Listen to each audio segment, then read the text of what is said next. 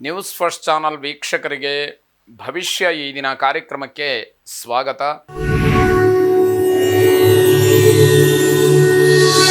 ಮೊದಲು ಮೇಷರಾಶಿ.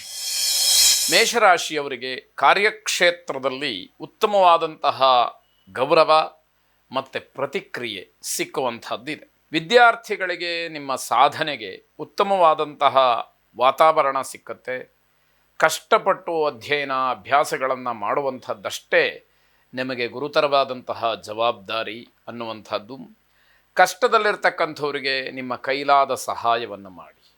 ಹಾಗಂತ ನೀವು ತೊಂದರೆ ಪಟ್ಟುಕೊಂಡು ಏನೋ ಮಾಡಬೇಕು ಅಂತಲ್ಲ, ನಿಮಗಾಗಿ ಮಿಕ್ಕಿದ್ದರಲ್ಲಿ ಸ್ವಲ್ಪ ಮಟ್ಟಿನ ಸಹಾಯವನ್ನು ಮಾಡುವಂಥದ್ದು ಒಳ್ಳೆಯದಾಗಿರುತ್ತೆ. ಬೇರೆ ಬೇರೆ ವಿಚಾರಗಳಲ್ಲಿ ನಿಮಗೆ ಆಸಕ್ತಿ ಬರುತ್ತೆ. ನಿಮ್ಮ ಹವ್ಯಾಸಗಳು, ನಿಮ್ಮ ವಿದ್ಯಾಭ್ಯಾಸ, ನಿಮ್ಮ ನೌಕರಿ, ನಿಮ್ಮ ವೃತ್ತಿ ಇದನ್ನು ಹೊರತಾಗಿ ಬೇರೆ ವಿಚಾರಗಳಲ್ಲಿ ಆಸಕ್ತಿ ಬರುವಂಥದ್ದಿದೆ. ಅಲ್ಪ ಪ್ರಯತ್ನದಿಂದ ದೊಡ್ಡ ದೊಡ್ಡ ಕೆಲಸಗಳಾಗುವಂತಹ ಸೂಚನೆಗಳು ಕಾಣ್ತಾ ಇದೆ.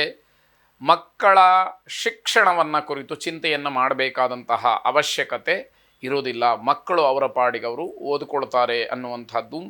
ಅನ್ನಪೂರ್ಣೇಶ್ವರಿಯನ್ನು ಪ್ರಾರ್ಥನೆ ಮಾಡಿ, ಅನ್ನಪೂರ್ಣೆ ಸದಾಪೂರ್ಣೆ ಶಂಕರ ಪ್ರಾಣವಲ್ಲಭೆ ಜ್ಞಾನ ವೈರಾಗ್ಯ ಸಿದ್ಧರಥನ್ ಭಿಕ್ಷಾಂ ದೇಹಿ ಚ ಪಾರ್ವತಿ ಎಂಬುದಾಗಿ 8 ಸಲ ಹೇಳಿಕೊಳ್ಳಿ. ಶುಭವಾಗಿ. ವೃಷಭ ರಾಶಿ, ಈ ದಿವಸ ನೀವು ಅಂದುಕೊಂಡಂತಹ ಕೆಲಸ ಕೈಗೂಡುವಂಥದ್ದು. ಅರ್ಥಾತ್ ಯಾವ ಕೆಲಸಕ್ಕೆ ನೀವು ಮುಂದಾಗ್ತಿರೋ ಅಥವಾ ಯಾವ ಕೆಲಸವನ್ನು ಮಾಡಬೇಕು ಅಂತ ಹೇಳಿ ಸಂಕಲ್ಪವನ್ನು ಮಾಡ್ತೀರೋ ಆ ಕೆಲಸ ಈಡೇರುವಂಥದ್ದಾಗುತ್ತೆ. ಈ ದಿವಸ ನಿಮ್ಮ ಪ್ರತಿಷ್ಠೆ, ಗೌರವಗಳು ಹೆಚ್ಚಾಗುವಂತಹ ಸಾಧ್ಯತೆಗಳು, ಹೊಸ ಹೊಸ ಅವಕಾಶಗಳು ನಿಮ್ಮ ವೃತ್ತಿಗೆ ಅಥವಾ ವಿದ್ಯಾರ್ಥಿ ಜೀವನಕ್ಕೆ, ಉದ್ಯೋಗಕ್ಕೆ ಸಂಬಂಧಪಟ್ಟ ಹಾಗೆ ಮೇಲಿಂದ ಮೇಲೆ ಸಿಕ್ಕುವ ಹಾಗಾಗತ್ತೆ. ಕುಟುಂಬದಲ್ಲಿ ಶಾಂತಿಯನ್ನು ಕಾಪಾಡಿಕೊಳ್ಬೇಕು. ಸಮಾಜದ ಜನಪ್ರಿಯತೆಯ ಹಿಂದೆ ಹೋಗಬೇಡಿ. ಜನ ನನ್ನನ್ನು ಹೊಗಳಬೇಕು, ಎಲ್ಲೋ ನನ್ನನ್ನು ಸನ್ಮಾನ ಮಾಡಬೇಕು, ಹಾರ ತುರಾಯಿಗಳು ನನ್ನದಾಗಬೇಕು, ನನಗೆ ಯಾವುದೋ ಪ್ರಶಸ್ತಿ ಪತ್ರ ನೀಡಬೇಕು ಅನ್ನುವಂಥದ್ದು ಖಂಡಿತವಾಗಿ ಬೇಡ.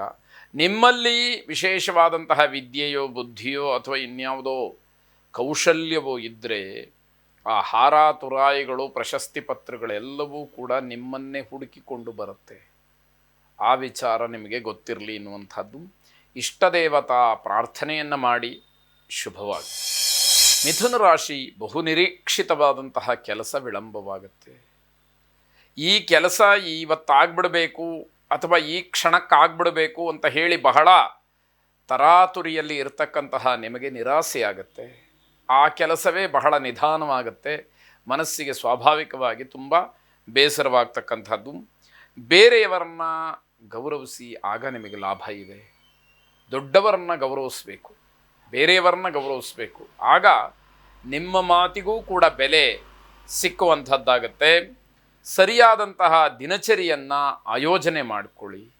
ಪ್ಲ್ಯಾಂಡಾಗಿ ಈ ದಿವಸವನ್ನು ಕಳೀಬೇಕು ಅಥವಾ ಇಂತಿಂತಹ ಕೆಲಸವನ್ನು ಹೀಗೆ ಮಾಡಬೇಕು ಅನ್ನುವಂಥದ್ದು ಬಹಳ ಸ್ಪಷ್ಟವಾಗಿರಲಿ. ವಿದೇಶ ಪ್ರಯಾಣಕ್ಕೆ ಆಸೆ ಪಡ್ತಕ್ಕಂಥವ್ರು ನಿಮ್ಮ ಪ್ರಯತ್ನವನ್ನು ಮಾಡಿ. ಈ ದಿವಸ ನಿಮಗೆ ಮುಂದಿನ ದಿನಮಾನದಲ್ಲಿ ಅದಕ್ಕೆ ಅವಕಾಶ ಆಗುವಂಥದ್ದಿದೆ. ಮಧುಮೇಹಿಗಳಿಗೆ ತೊಂದರೆಯಾಗಬಹುದು. ಸಕ್ಕರೆ ಕಾಯಿಲೆ ಇರತಕ್ಕಂಥವ್ರಿಗೆ ಸ್ವಲ್ಪ ಎಚ್ಚರಿಕೆಯನ್ನು ವಹಿಸಬೇಕು. ಮುನ್ನೆಚ್ಚರಿಕೆ ತಗೊಳ್ಳದೇ ಇದ್ದರೆ ತೊಂದರೆ ಆಗುವಂತಹ ಸಾಧ್ಯತೆ ಇದೆ. ಆತ್ಮೀಯರ ಜೊತೆಯಲ್ಲಿ ವೈಮನಸ್ಸಿಗೆ ಅವಕಾಶವಾಗುತ್ತೆ. ಯಾರನ್ನ ತುಂಬ ನೀವು ಹಚ್ಚಿಕೊಂಡಿರ್ತೀರೋ, ಯಾರು ತುಂಬ ನಿಮಗೆ ಬೇಕಾದಂಥವ್ರು ಇರ್ತಾರೋ ಅವ್ರ ಜೊತೆಯಲ್ಲೇ ವೈರುಧ್ಯವಾದಂತಹ ವಾತಾವರಣ ಏರ್ಪಾಟಾಗತ್ತೆ. ಮನಸ್ತಾಪಕ ಅವಕಾಶಗಳಾಗತ್ತೆ. ವಿಷ್ಣುತ್ರಯೀ ಮಂತ್ರವನ್ನು ಶ್ರವಣ ಮಾಡಿ. ಶುಭವಾಗಿ. ಕರ್ಕಾಟಕ ರಾಶಿ, ಇಂದಿನ ವ್ಯವಹಾರದಲ್ಲಿ ನೀವು ತೆಗೆದುಕೊಳ್ಳುವಂತಹ ನಿರ್ಧಾರದಲ್ಲಿ ನಿಮಗೆ ಲಾಭವಾಗುವಂತಹ ಸೂಚನೆಗಳು ಹೆಚ್ಚಾಗಿದೆ. ರಾಜಕೀಯ ಸಂಪರ್ಕದಿಂದ ನಿಮಗೆ ಲಾಭವಾಗುವಂತಹ ಸಾಧ್ಯತೆಗಳು ಹೆಚ್ಚಾಗಿಯೇ ಇವೆ.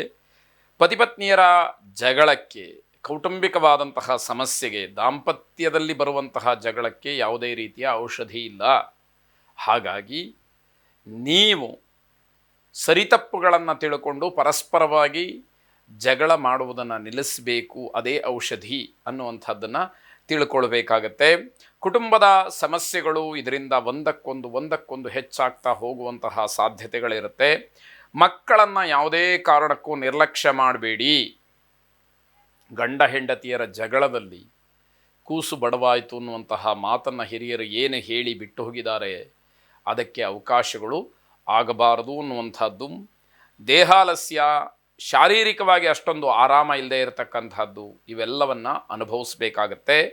ಗಣಪತಿಯನ್ನು ವಿಶೇಷವಾಗಿ ಪ್ರಾರ್ಥನೆ ಮಾಡಿ, ವಿನಾಯಕ ನಮಸ್ತುಭ್ಯಂ ಸತತಂ ಮೋದಕ ಪ್ರಿಯ ನಿರ್ವಿಘ್ನಂ ಕುರು ಮೇ ದೇವ ಸರ್ವಕಾರ್ಯೇಷು ಸರ್ವದಾ ಎಂಬುದಾಗಿ 21 ಸಲ ಹೇಳಿಕೊಂಡು ಗಣಪತಿಗೆ ಗರಿಕೆಯನ್ನು ಅರ್ಪಣೆ ಮಾಡಿ ಶುಭವಾಗಿ.